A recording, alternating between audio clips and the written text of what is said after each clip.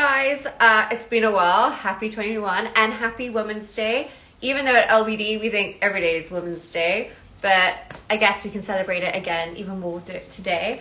Today I've got Ariana, who we've got a shoot later today, so we're going to actually share with you some essential tips on how to get ready. 5 steps, right? 5 steps. And very easy. You could all do this at home.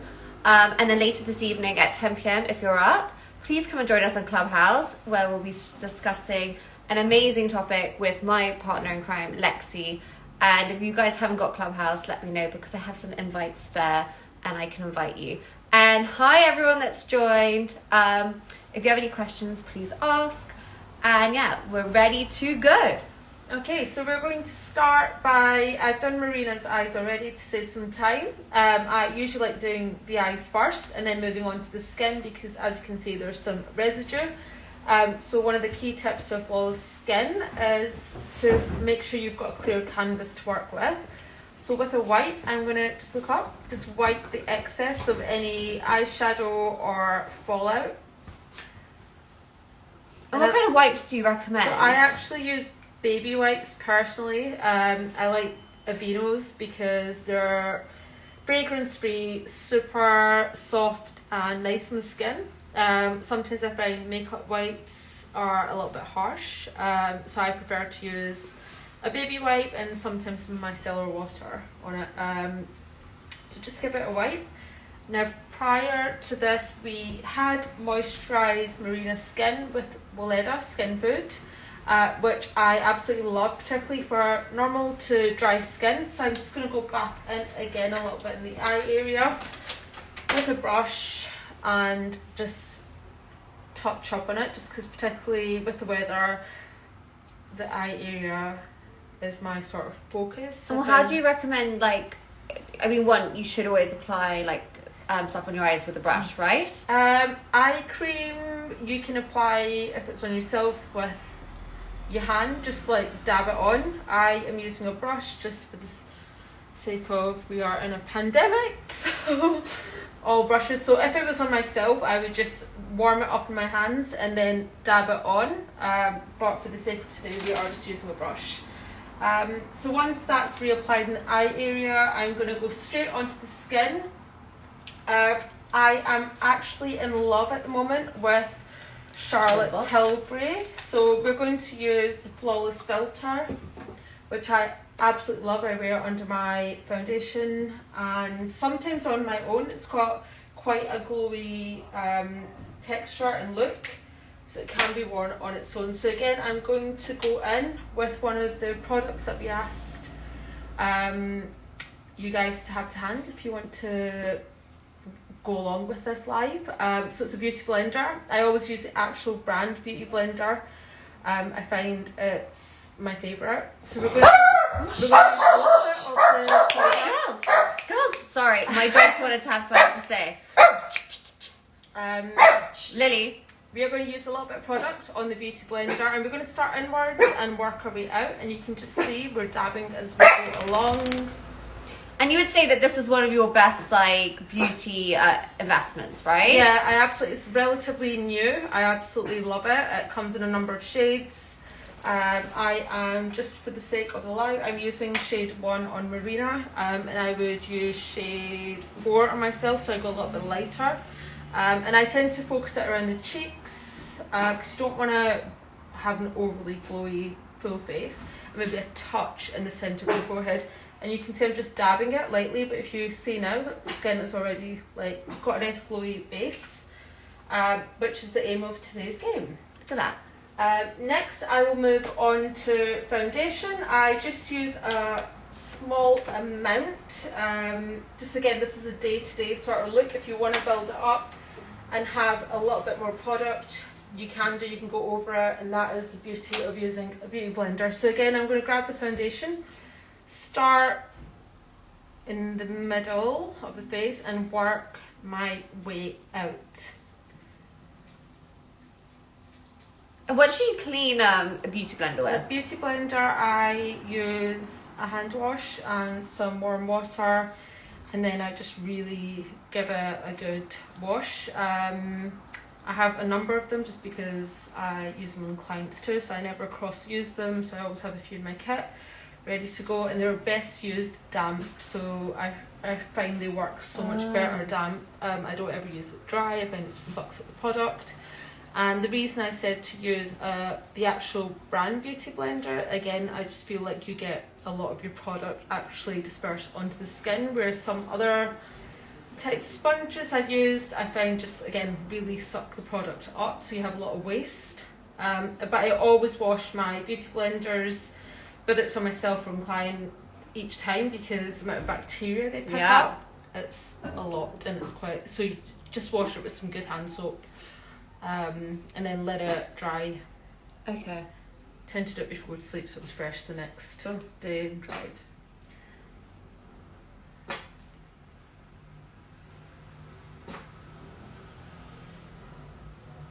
I mean, we could have done like a before and after already. You could see such a difference. Yep. The thing I find with flawless filter is when you put it on, it kind of gives you a little bit of coverage. Yeah. So you can sort of just use a small pump, and then the rest for me is any areas that we want to focus on and any sort of blemishes and stuff. We can go in with a concealer, which is what we're doing next. So this is the Retoucher by Charlotte Tilbury. So there is also a concealer in a pen form with a spongy tip. I actually prefer the Retoucher because, again, I find it's buildable. I like the coverage. I probably liken it to Touche Eclat, but just like better coverage, personally speaking. So we will then start to apply that to the No, so it's, what's great about Charlotte Tilbury is she's designed it for, because she was a makeup artist. Yep, she's been a well-known makeup artist for a long time, absolutely obsessed with products. So I've just squeezed, you just turn it, this is brand new so you can see the product just at the top. And this is Marina's personal one, so we can go straight in. Again, if it was in my kit, I wouldn't go straight in onto the client's skin. So if you just look up. So what I tend to do is just apply it lightly under the eye. I just kind of pull it out.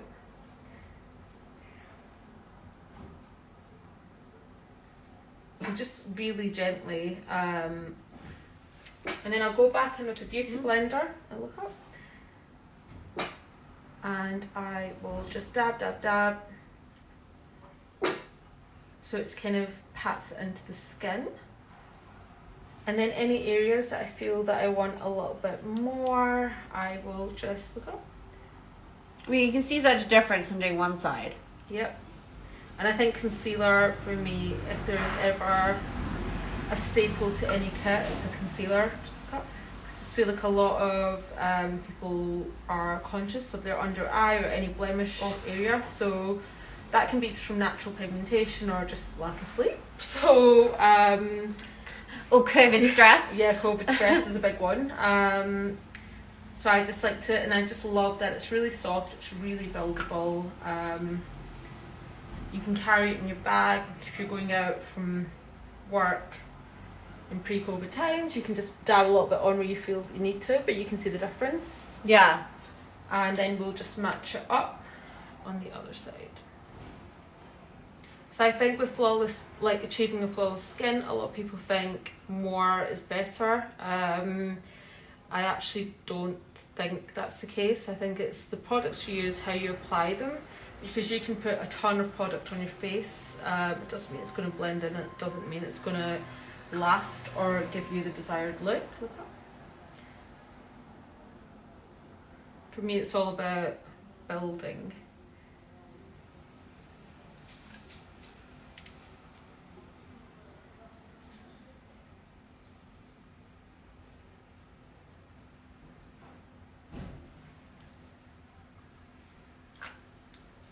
Look up.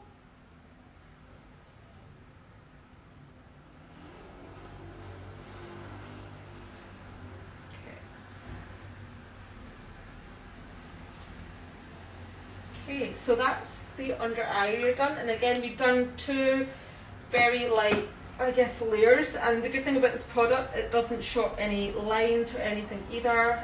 That's why it's really important to moisturise for a really good flawless base, because your skin is hydrated and there's no reason for product to sit in lines. Now next we're going to lightly just dust over the makeup with powder. I am going to again use a Charlotte Tilbury Airbrush Flawless finish. You can see how much I like it because I've already half used it. So I only take a little bit of this product and I take a big fluffy powder brush, which is a kit essential. Super soft and fluffy. I just feel like you get a better result. And then we just dab. I'm not a huge fan of powder, so I don't put it everywhere. I do it in the forehead, a little bit down the T-zone, I guess. And then just look up, just ever so slightly under the eye. Ooh, how can we do it under the eye? I like to seal the product, and I wouldn't do it with every powder. I use the Charlotte Tilbury one that I'm using now, or I use Laura Mercier transparent, but I just like a light dusting of it, and because we want to have like a fresh, natural looking skin. Now next we will go in with light bronzer, just to give you a little bit of definition around the cheeks. So I'm actually going to use a different brand. I'm going to use a Laura Mercier Candle Glow, sheer perfecting powder, but I'm going to use it as a light bronzer, just to give a little bit of definition. It's not completely matte, which I think is quite nice for this look, and then I just take another slightly smaller brush to give us that definition and just really apply it in circular motions to give that definition and also be quite light. So if we again compare here to the other side, there's no definition.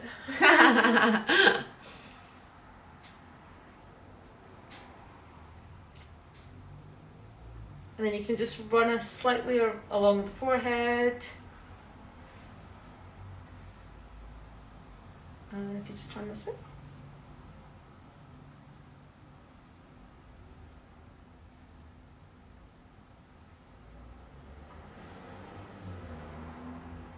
Okay. And again, this is more, I would say, of a day kind of look if you're going to work or going out for lunch when we're allowed.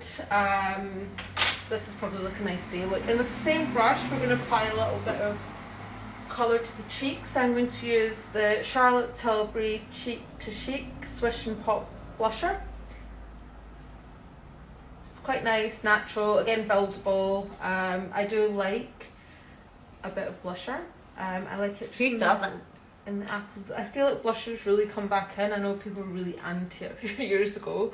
Really? Yeah, there was a lot of people like, oh, I just want bronzer, no blusher. But now I think it's really making a comeback. I find it gives you a nice flush of colour, I guess. And the great thing with the Charlotte Tilbury product is you only need a tiny amount. And I like to pat it in the cheek, apples of the cheeks, and then it's up to you if you want it a little bit stronger or not. And I do a tiny touch on the tip of the nose. How come? Just because I like the effect.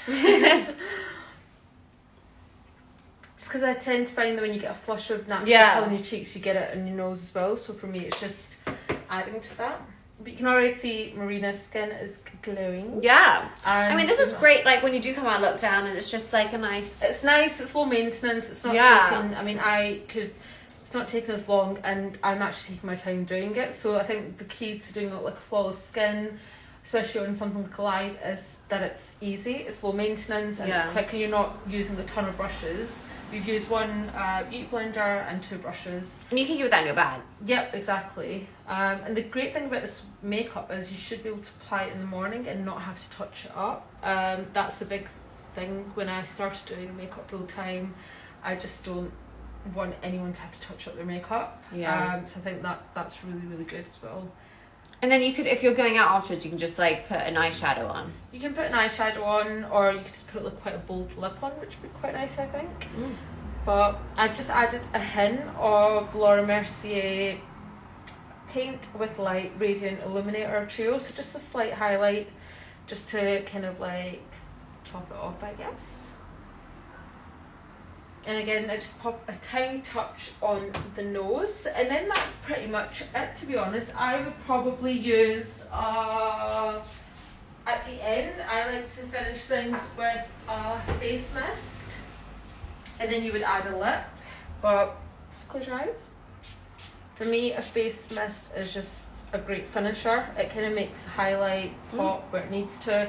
And then if you wanted like a tiny touch more in the inner corner, you can go back into the area with a pen and just literally touch it up. Look up. And like this took you 15 minutes. Like not even. But that's the whole point. I think that for me it's like breaking it down steps, not overwhelming. A lot of people want to learn how to do a great flawless skin, but they get overwhelmed with like the brushes and all the bits of kit and things that are thrown at them. And I think as an artist it's important to remember that you're not really speaking to fellow artists, so it's to break it down, make it really easy, and then you can build on that. Once you've learned those 5 steps, you can then experiment because you've got the confidence. But that for me is a wonderful base. I love it. I would wear that in the evening or day, and then it's up to you if you want to have a bold eye with it, whether you want to have a bold lip. It's entirely up to you. You don't even have to have a bold eye or lip, but I really like it, and it's a perfect day to do it. So I think everyone should practice. Yes. And if anyone would like to know more, please message us or Ariana. I'll tag everything below and also the products that she used. She's amazing, so please book her. When are you allowed? From the 12th of April. 12th of April. So yeah, definitely, she's incredible. She does all our makeup for all our shoots, and I cannot recommend her more. And thank you guys, and hope to see you soon. Bye. Bye.